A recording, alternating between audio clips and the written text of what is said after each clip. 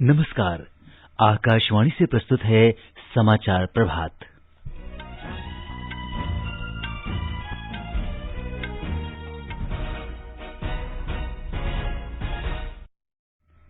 भारत ने प्रधानमंत्री नरेंद्र मोदी के जन्मदिन पर एक दिन में 2 करोड़ 50 लाख से अधिक लोगों को कोविड रोधी टीके लगाकर रिकॉर्ड बनाया। प्रधानमंत्री आज सवेरे 10:30 बजे गोवा में स्वास्थ्य देखभाल कार्यकर्ताओं और कोविड रोधी टीकाकरण के लाभार्थियों के साथ बातचीत करेंगे। सरकार ने देश भर में निःशुल्क टेली मेडिसिन परामर्श और औषधि सुविधा की शुरुआत की। पेट्रोल और डीजल जीएसटी के दायरे में नहीं आएंगे। सरकार ने पैन को आधार से जोड़ने की समय सीमा अगले वर्ष मार्च तक बढ़ा दी है। मणिपुर के प्रसिद्ध सिराराखोंग मिर्च और तमेंग लॉन्ग संतरे को जीआई टैग प्राप्त हुआ। शंघाई सहयोग संगठन के सदस्य देशों ने अफगानिस्तान को लोकतांत्रिक बनाने और उसे आतंकवाद, हिंसा और नशे से मुक्त करने के प्रति समर्थन व्यक्त किया। प्रधानमंत्री नरेंद्र मोदी ने कहा, क्षेत्रीय सुरक्षा के लिए कट्टरपंथ के खिलाफ लड़ाई आवश्यक है। और ब्रिटेन ने अंतर्राष्ट्रीय यात्रा नियमों में टीकाकृत लोगों के लिए बड़ी रियायत की घोषणा की। इससे भारत और ब्रिटेन के बीच लोगों की आवाजाही में सुविधा होगी।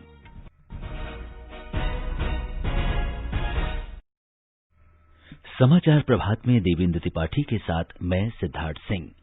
देश भर में 18 वर्ष से अधिक आयु वर्ग के लिए सरकारी केंद्रों में निःशुल्क कोविड टीकाकरण अभियान जारी है। युवाओं से आग्रह है कि टीका जरूर लगवाएं और अन्य लोगों को भी इसके लिए प्रोत्साहित करें। जब तक आवश्यक न हो, घर से बाहर न निकलें और सुरक्षा के 3 सरल उपायों का पालन करें। मास्क लगाएं, 2 गज की सुरक्षित दूरी बनाए रखें, हाथ और चेहरा साफ रखें। कोविड संबंधी जानकारी और मार्गदर्शन के लिए राष्ट्रीय हेल्पलाइन नंबर 011239780046 और 1075 पर संपर्क करें। और अब समाचार विस्तार से। प्रधानमंत्री नरेंद्र मोदी के जन्मदिन पर कल देश में एक ही दिन में 2.5 करोड़ से अधिक वैक्सीन डोज देने का रिकॉर्ड बनाया। स्वास्थ्य मंत्री मनसुख मांडविया ने भारत और विश्व के इतिहास में इसे स्वर्णिम अध्याय बताया। श्री मांडविया ने कहा कि ये ऐतिहासिक उपलब्धि स्वास्थ्य कर्मियों और देशवासियों की ओर से प्रधानमंत्री को जन्मदिन का उपहार है।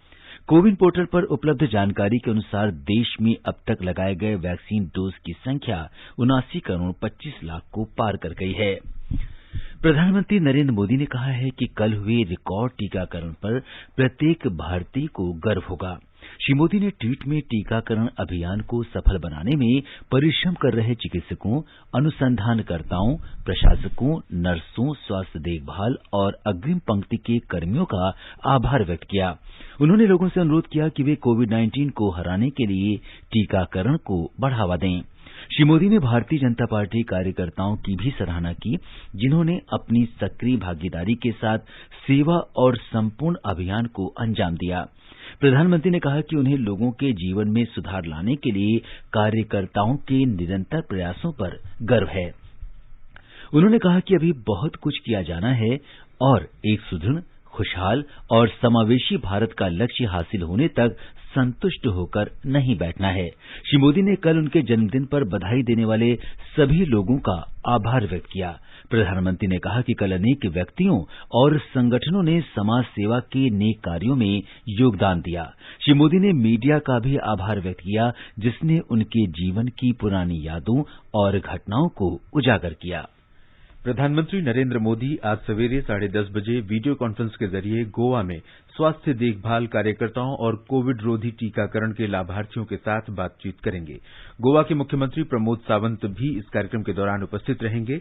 गोवा में 18 वर्ष से अधिक आयु के 100% लोगों को कोविड रोधी टीके की पहली डोज लगाई जा चुकी है। ये सफलता राज्य सरकार के विभिन्न प्रयासों के जरिए हासिल की गई है। इनमें सामुदायिक एकजुटता के लिए निरंतर टीका उत्सवों का आयोजन और निचले स्तर पर जागरूकता अभियान चलाना शामिल है। इसके अलावा कार्यस्थलों, वृद्धाश्रमों और दिव्यांगजनों जैसे वरीयता समूहों के लिए लक्षित टीकाकरण की व्यवस्था की गई। राज्य सरकार ने टीके को लेकर संदेह और भ्रांतियां दूर करने के लिए भी निरंतर सामुदायिक संपर्क कार्यक्रम आयोजित किए। केरल में कोरोना के मामले लगातार बढ़ रहे हैं। राज्य में कल कोरोना के 23,260 नए संक्रमित मरीज मिले हैं। कोरोना संक्रमण दर 18.05% है। इस दौरान वहां 20,388 मरीज स्वस्थ हुए और 131 मरीजों की मौत हो गई। राज्य में इस समय 1,88,926 मरीजों का इलाज विभिन्न अस्पतालों में जारी है। इस बीच राज्य में उच्च शिक्षा विभाग के अंतर्गत कॉलेज और अन्य संस्थान अगले महीने की 4 तारीख से खोल दिए जाएंगे। कॉलेजों में अंतिम वर्ष स्नातक और स्नातकोत्तर कक्षाएं फिर से शुरू हो जाएंगी। केंद्रीय मंत्री डॉक्टर जितेंद्र सिंह ने प्रधानमंत्री नरेंद्र मोदी के जन्मदिन के अवसर पर कल देश भर में निःशुल्क टेलीमेडिसिन परामर्श सह औषधि सुविधा की शुरुआत की।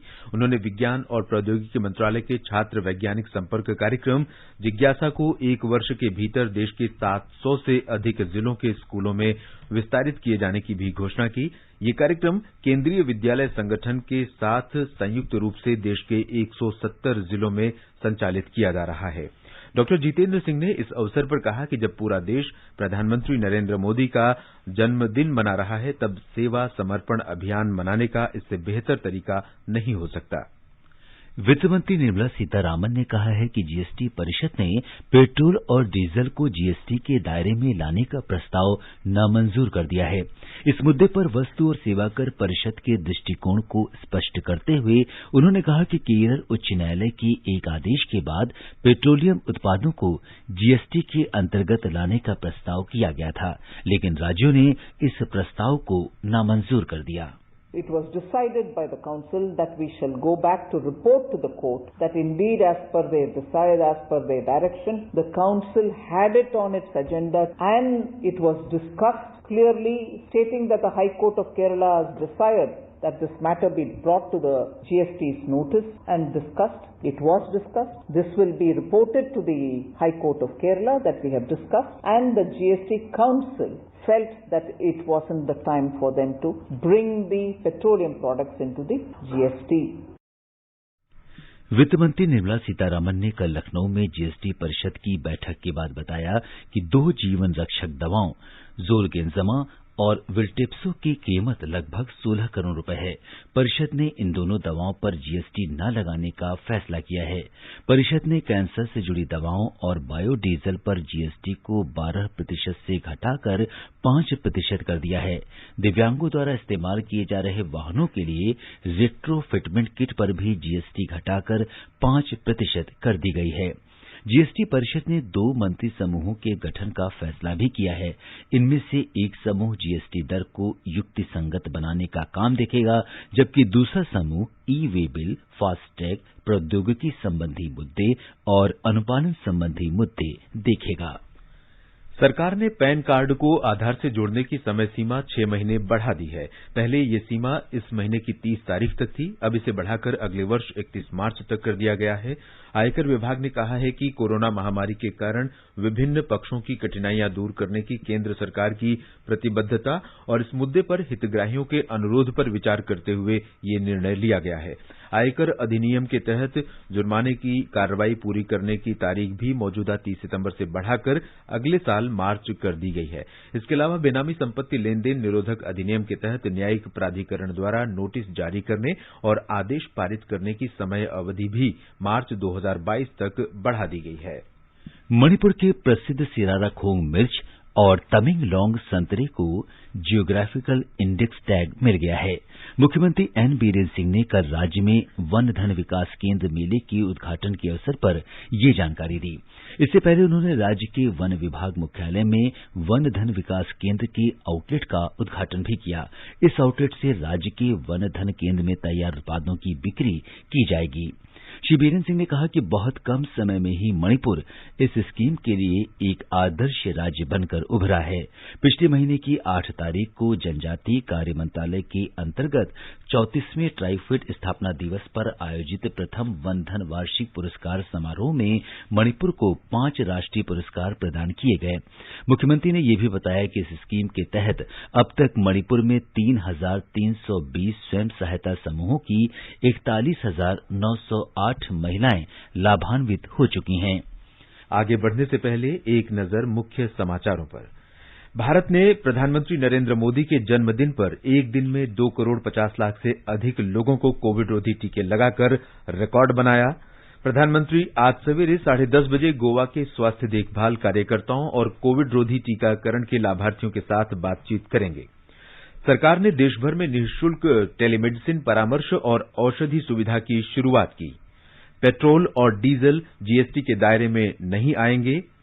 सरकार ने पैन को आधार से जोड़ने की समय सीमा अगले वर्ष मार्च तक बढ़ा दी है। मणिपुर के प्रसिद्ध सीरा राखोंग मिर्च और तमेंगलोंग संतरे को जीआई टैग प्राप्त हुआ। शंघाई सहयोग संगठन के सदस्य देशों ने अफगानिस्तान को लोकतांत्रिक बनाने और उसे आतंकवाद, हिंसा और नशे से मुक्त करने के प्रति समर्थन व्यक्त किया। प्रधानमंत्री नरेंद्र मोदी ने कहा, क्षेत्रीय सुरक्षा के लिए कट्टरपंथ के खिलाफ लड़ाई आवश्यक है और ब्रिटेन ने अंतर्राष्ट्रीय यात्रा नियमों में टीकाकृत लोगों के लिए बड़ी रियायत की घोषणा की। इससे भारत और ब्रिटेन के बीच लोगों की आवाजाही में सुविधा होगी। शंघाई सहयोग संगठन के सदस्य देशों ने अफगानिस्तान को स्वतंत्र, निष्पक्ष, लोकतांत्रिक और शांतिपूर्ण तथा आतंकवाद, युद्ध और नशे से मुक्त राष्ट्र बनाए रखने के प्रति समर्थन व्यक्त किया है। बैठक के बाद जारी दुशांबे घोषणा पत्र में कहा गया कि अफगानिस्तान में एक ऐसी समावेशी सरकार का होना आवश्यक है जिसमें सभी समुदायों, धर्मों और राजनीतिक समूहों का प्रतिनिधित्व हो। सदस्य देशों ने अफगानिस्तान में किसी भी प्रकार के आतंकवाद की कड़े शब्दों में निंदा की है और आतंकवाद के लिए धन उपलब्ध कराए जाने पर रोक के लिए साझा प्रयासों पर बल दिया है। सदस्य देश अपने यहां ऐसी किसी भी गतिविधि को रोकेंगे जिससे आतंकवादियों को धन और सुरक्षित ठिकाना मिलता हो अथवा अलगाववाद या चरमपंथ को बढ़ावा मिलता हो। सदस्य देशों ने राष्ट्रीय विकास कार्यनीति, डिजिटल अर्थव्यवस्था से जुड़ी योजनाओं को कार्यान्वित करने और नई प्रौद्योगिकी को अपनाने संबंधी अनुभवों को साझा करने पर बल दिया। सदस्य देशों ने कहा कि ऊर्जा क्षेत्र में परस्पर लाभकारी सहयोग बढ़ाने तथा पर्यावरण के अनुकूल सस्ते अनुप्रयोगों को अपनाने की आवश्यकता है। प्रधानमंत्री नरेंद्र मोदी ने कहा है कि शंघाई सहयोग संगठन क्षेत्र एससीओ के सामने आ रही समस्याओं का मूल कारण कट्टरता का बढ़ना है। उन्होंने कहा कि अफगानिस्तान में हाल के घटनाक्रमों ने कट्टरपंथ से उत्पन्न चुनौतियों को और अधिक स्पष्ट कर दिया है।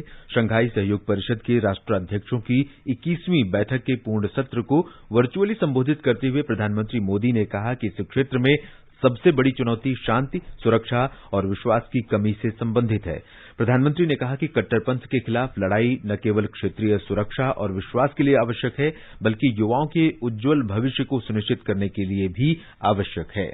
एससीओ की 20वीं वर्षगांठ इस संस्था के भविष्य के बारे में सोचने के लिए भी उपयुक्त अवसर है। इस क्षेत्र में सबसे बड़ी चुनौतियां शांति, सुरक्षा और ट्रस्ट डेफिसिट से संबंधित है और इन समस्याओं का मूल कारण बढ़ता हुआ रेडिकलाइजेशन है। अफगानिस्तान में हाल के घटनाक्रम ने इस चुनौती को और स्पष्ट कर दिया। इस मुद्दे पर एससीओ को पहल लेकर कार्य करना चाहिए।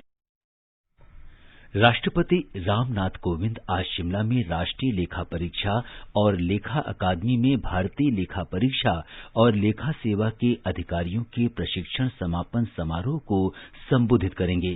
राष्ट्रपति प्रशिक्षण कार्यक्रम के दौरान उत्कृष्ट प्रदर्शन करने वाले प्रशिक्षु अधिकारियों को पदक भी प्रदान करेंगे। श्री कोविंद आजकल हिमाचल प्रदेश के 4 दिवसीय दौरे पर हैं। ब्यौरा हमारे संवाददाता से।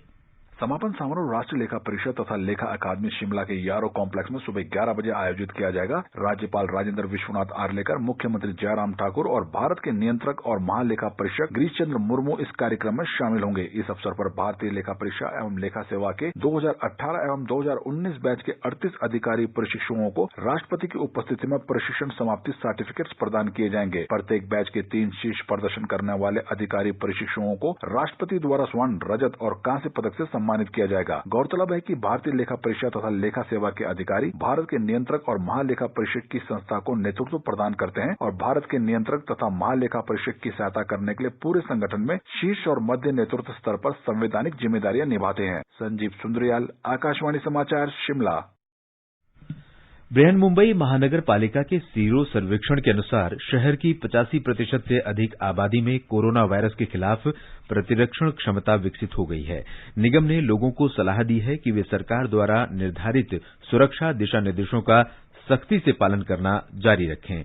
ब्यौरा हमारे संवाददाता से। नवीनतम सीरो सर्वेक्षण की रिपोर्ट के बाद मुंबई का राहत की सांस ले सकते हैं, जिसमें कहा गया है कि मुंबई के 86.64% नागरिकों ने कोविड-19 के खिलाफ एंटीबॉडी विकसित की है। इनमें से 87.02% नमूने शहर के झुग्गियों वाले क्षेत्रों से लिए गए थे और 86.22% अन्य इलाकों से। सर्वे की रिपोर्ट के मुताबिक एंटीबॉडी पॉजिटिव टेस्ट में महिलाओं की संख्या पुरुषों से ज्यादा है। गौर करने वाली बात यह है कि लगभग 65% आबादी का टीकाकरण किया जा चुका है, जिनमें से 90.26% में एंटीबॉडीज विकसित हुआ है। हालांकि जिन लोगों को कोविड का टीका नहीं लगाया गया है, उनमें से 79% से अधिक ने एंटीबॉडीज विकसित कर ली है। विष्णु सोनावने के साथ देवप्रिय भट्टाचार्य जी, आकाशवाणी समाचार, मुंबई। ब्रिटेन सरकार ने उन लोगों के लिए अंतर्राष्ट्रीय यात्रा नियमों में एक बड़ी छूट की घोषणा की है जिनका टीकाकरण पूरा हो चुका है। इस कदम से भारत और ब्रिटेन के बीच आने जाने वाले यात्रियों को लाभ होगा। कोविड-19 जोखिम के स्तर के आधार पर 4 अक्टूबर से लाल, पीले और हरे रंग वाली प्रणाली को समाप्त कर इसके स्थान पर केवल लाल रंग ही रहने दिया जाएगा। भारत में इस समय जारी पीली सूची को खत्म करने का मतलब अनिवार्य संगरोध और आरटी-पीसीआर परीक्षणों से संबंधित यात्रियों के लिए लागत का बोझ कम करना है। आकाशवाणी का समाचार सेवा प्रभाग आज रात 9:15 बजे से अपने कार्यक्रम स्पॉटलाइट में सेवा और समर्पण 20 साल सुशासन के शीर्षक से एक विशेष श्रृंखला शुरू कर रहा है। इसमें पिछले 2 दशकों में जल की उपलब्धता सुनिश्चित करने के लिए प्रधानमंत्री नरेंद्र मोदी के संकल्प और समर्पण की ओर ध्यान आकर्षित किया जाएगा। कोरोना जागरूकता श्रृंखला में आज श्रोताओं के प्रश्नों के उत्तर देने के लिए रात 9:30 बजे से 10 बजे तक हमारे साथ होंगे एम्स नई दिल्ली के पूर्व निदेशक डॉक्टर MC मिश्रा। तो ताजा खबरों के लिए सुनते रहिए आकाशवाणी समाचार। मध्य प्रदेश के जबलपुर में आजादी का अमृत महोत्सव के अवसर पर आज बहुआयामी समारोह का आयोजन किया जा रहा है। इस कार्यक्रम में अन्य गणमान्य व्यक्तियों के अलावा केंद्रीय गृह मंत्री अमित शाह भी शामिल होंगे। समारोह में वीर आदिवासी राजा शंकर शाह और उनके पुत्र रघुनाथ शाह जी के बलिदान को भी याद किया जाएगा। हमारे संवाददाता की एक रिपोर्ट। केंद्रीय गृह मंत्री अमित शाह आज जबलपुर में वीर बलिदानी राजा शंकर शाह और उनके पुत्र रघुनाथ शाह की प्रतिमाओं पर पुष्पांजलि अर्पित करेंगे। गृह मंत्री आजादी के अमृत महोत्सव के अवसर पर स्वतंत्रता आंदोलन में भाग लेने वाले आदिवासी नेताओं को सम्मानित करने के बाद यहां आम लोगों को संबोधित भी करेंगे। केंद्रीय गृह मंत्री मध्य प्रदेश में उज्ज्वला योजना के द्वितीय चरण का शुभारंभ करने के बाद जबलपुर संसदीय क्षेत्र में भाजपा के बूथ अध्यक्षों के सम्मेलन में भी शामिल होंगे। इस क्षेत्र में स्वतंत्रता संग्राम और गौंड विरासत पर एक प्रदर्शनी, पुस्तक विमोचन, शहीदों पर केंद्रित फिल्म का प्रदर्शन और एक ई-एल्बम का विमोचन भी इस आयोजन के अन्य आकर्षण है। संजीव शर्मा, आकाशवाणी समाचार, जबलपुर। आजादी का अमृत महोत्सव के अंतर्गत आइए अब सुनते हैं आकाशवाणी की विशेष प्रस्तुति आजादी का सफर। आजादी का अमृत महोत्सव।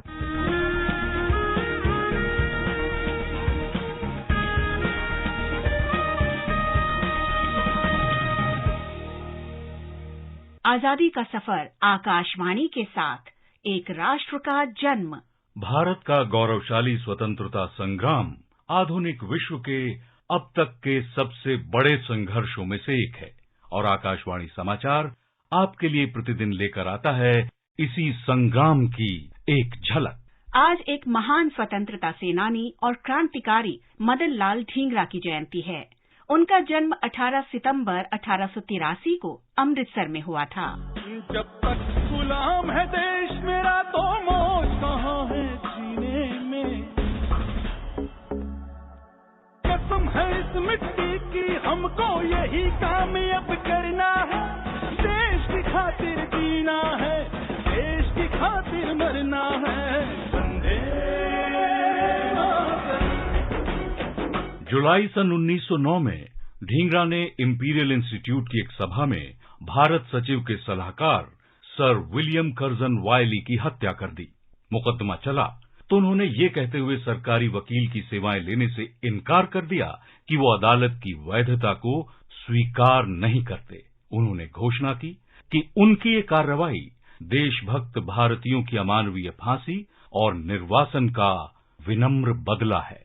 मदन लाल ढींगरा को जब अदालत से ले जाया जा रहा था, तब उन्होंने मुख्य न्यायाधीश से कहा था, धन्यवाद मिलॉर्ड, मुझे परवाह नहीं है, बल्कि अपनी मातृभूमि के लिए अपना जीवन समर्पित करने का सम्मान प्राप्त करने पर गर्व है। ढींगरा को मौत की सजा सुनाई गई थी। उन्हें 17 अगस्त 1909 को सिर्फ 26 साल की उम्र में लंदन के पेंटविले जेल में फांसी दे दी गई। मौत तो एक दिन आनी है, इस मौत से अब क्या डरना है, देश की खातिर जीना है, देश की खातिर मरना है, वंदे मातरम। मदन लाल ढींगरा अपने समय के उन युवाओं के प्रतीक थे जो भारत पर शासन करने वाले ब्रिटिश शासकों की दमनकारी नीतियों का कड़ा विरोध करते थे। एनी बेसेंट ने उनकी वीरता की प्रशंसा में तो यहां तक कहा था कि ऐसे कई और मदन लाल ढींगरा का होना समय की मांग है। क्रांतिकारी वीरेंद्र नाथ चट्टोपाध्याय ने जर्मनी से उनकी याद में मासिक पत्रिका मदन तलवार शुरू कर दी थी, जिसकी छपाई मैडम कामा ने कराई। मदन लाल ढींगरा की वीरता और उनकी निडरता के लिए उनका नाम आज हर भारतीय के दिल में अंकित है। 18 सितंबर एक प्रसिद्ध भारतीय थियोसॉफिस्ट और स्वतंत्रता सेनानी भगवान दास की पुण्यतिथि भी है। शिक्षक भगवान दास ने कई शैक्षणिक संस्थानों के साथ साथ वाराणसी के मशहूर काशी विद्यापीठ की भी स्थापना की। वे ब्रिटिश भारत की केंद्रीय व्यवस्थापिका सभा के भी सदस्य रहे। भगवान दास का जन्म 12 जनवरी 1869 को वाराणसी में हुआ था। एनी बेसेंट के एक भाषण से प्रेरित होकर भगवान दास 1894 में थियोसॉफिकल सोसाइटी में शामिल हो गए। थियोसॉफिकल साहित्य में उनके योगदान के लिए थियोसॉफिकल सोसाइटी ने उन्हें सन 1900 में सुब्बा राव पदक से सम्मानित किया। सन 1921 में भगवान दास को असहयोग आंदोलन से जुड़ने के कारण 1 साल के कारावास की सजा सुनाई गई, लेकिन अंग्रेज सरकार के एक प्रस्ताव पर उन्हें केवल 5 सप्ताह बाद रिहा कर दिया गया। भगवान दास कई वर्षों तक अखिल भारतीय कांग्रेस कमेटी के विभिन्न पदों पर कार्य करते रहे। 1934 में वो उत्तर प्रदेश की विधानसभा के लिए चुने गए। 1955 में भगवान दास को साहित्य और शिक्षा में उनकी उपलब्धियों के लिए भारत के सर्वोच्च नागरिक सम्मान भारत रत्न से सम्मानित किया गया। 18 सितंबर 1958 के दिन भगवान दास इस दुनिया से कूच कर गए। इसके साथ ही आजादी का सफर आकाशवाणी समाचार के संग श्रृंखला का ये अंक समाप्त हुआ। मिलते हैं कल अगली कड़ी में।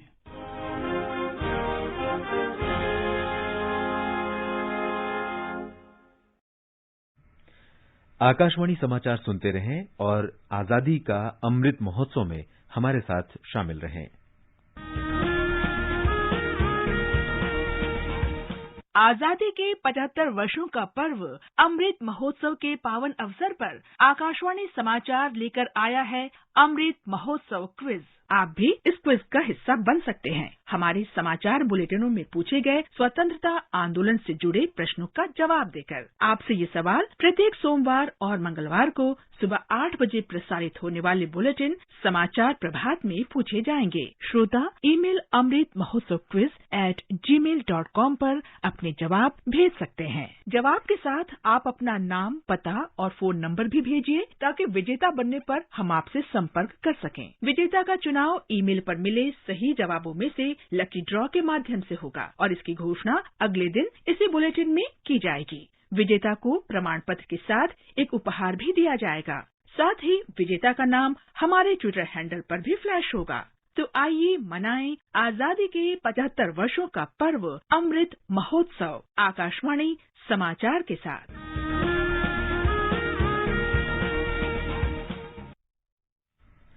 आजादी का अमृत महोत्सव क्विज के उत्तर व्हाट्सएप नंबर 8826546262 पर भी भेजे जा सकते हैं। अब एक नजर आज के मौसम पर। सबसे पहले देश के 4 महानगरों के मौसम का हाल। दिल्ली, मुंबई, कोलकाता में आंशिक रूप से बादल छाए रहेंगे। चेन्नई में गरज के साथ वर्षा हो सकती है। उत्तर भारत में श्रीनगर, जम्मू, मुजफ्फराबाद, लेह और गिलगित में आसमान साफ रहेगा। देश के पूर्वोत्तर क्षेत्र गुवाहाटी, इम्फाल, शिलंग, कोहिमा, आइजोल, ईटानगर, गंगटोक और अगरतला में बादल छाए रहेंगे। दक्षिण भारत में हैदराबाद, बेंगलुरु, पुदुचेरी और तिरुवनंतपुरम में बादल छाए रहेंगे।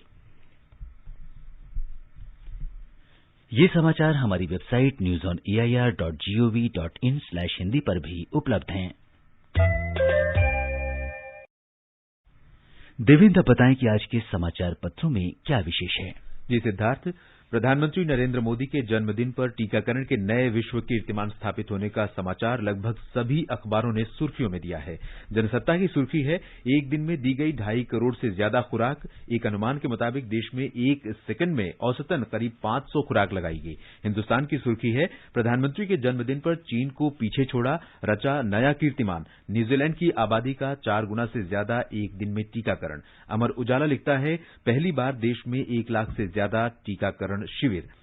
संस्कृति मंत्रालय द्वारा प्रधानमंत्री नरेंद्र मोदी को मिले उपहारों और स्मृति चिन्हों की ई नीलामी की खबर दैनिक ट्रिब्यून ने विस्तार से दी है। पत्र लिखता है, टोक्यो पैरालंपिक की बैडमिंटन स्पर्धा में स्वर्ण पदक जीतने वाले कृष्णा नागर और रजत पदक जीतने वाले सुहास यथिराज के रैकेटों की बोली 10 करोड़ से ऊपर।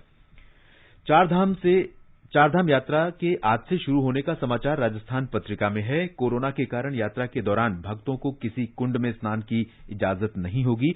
हिंदुस्तान लिखता है, उत्तराखंड में चारधाम यात्रा के लिए अन्य राज्यों से आने वाले यात्रियों के लिए 2 पास जरूरी होंगे। श्रद्धालुओं को स्मार्ट सिटी के अलावा देवस्थानम बोर्ड के वेब पोर्टल पर भी पंजीकरण कराना होगा। आज से हेमकुंड साहिब की यात्रा भी शुरू हो रही है। एक दिन में 1000 श्रद्धालुओं को ही मिलेगी अनुमति। जीएसटी परिषद की बैठक में लिए गए निर्णयों को भी अखबारों ने सुर्खियों में दिया है। दैनिक जागरण लिखता है, जीवन रक्षक कई दवाएं सस्ती होंगी। कोरोना की दवाओं पर जीएसटी की घटी दर 31 दिसंबर तक प्रभावी। नवभारत टाइम्स की सुर्खी है, बच्चों की जान बचाने वाली दवाओं पर जीएसटी नहीं, कैंसर की दवा सस्ती। दैनिक ट्रिब्यून लिखता है, पेट्रोल डीजल अभी जीएसटी में नहीं, माल ढुलाई वाहनों को राष्ट्रीय परमिट शुल्क से छूट। और राजस्थान पत्रिका के शब्द हैं, स्विगी और जोमेटो जैसी खाना पहुंचाने वाली सेवाओं के लिए अब ऑर्डर के हिसाब से कर वसूली होगी। अंत में मुख्य समाचार एक बार फिर। भारत ने प्रधानमंत्री नरेंद्र मोदी के जन्मदिन पर एक दिन में 2 करोड़ 50 लाख से अधिक लोगों को कोविड रोधी टीके लगाकर रिकॉर्ड बनाया। प्रधानमंत्री आज सवेरे 10:30 बजे गोवा में स्वास्थ्य देखभाल कार्यकर्ताओं और कोविड रोधी टीकाकरण के लाभार्थियों के साथ बातचीत करेंगे। सरकार ने देश भर में निःशुल्क टेलीमेडिसिन परामर्श और औषधि सुविधा की शुरुआत की। पेट्रोल और डीजल जीएसटी के दायरे में नहीं आएंगे। सरकार ने पैन को आधार से जोड़ने की समय सीमा अगले वर्ष मार्च तक बढ़ा दी है। मणिपुर के प्रसिद्ध सिरारा खोंग मिर्च और तमेंगलोंग संतरे को जीआई टैग प्राप्त हुआ।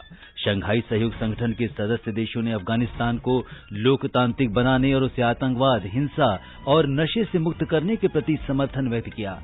प्रधानमंत्री नरेंद्र मोदी ने कहा, क्षेत्रीय सुरक्षा के लिए कट्टरपंथ के खिलाफ लड़ाई आवश्यक है।